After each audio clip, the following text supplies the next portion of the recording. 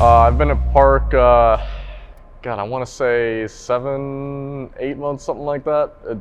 Time flies when you're traveling.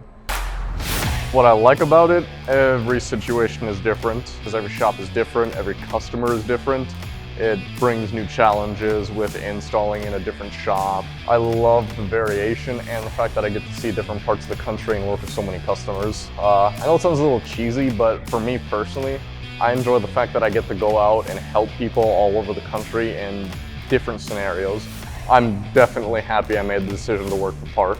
Park's amazing when it comes to how they work with the employees and everything else, how they talk to people, how they treat their people, the open door policy for even the co-president sitting in the office just took me back when I started.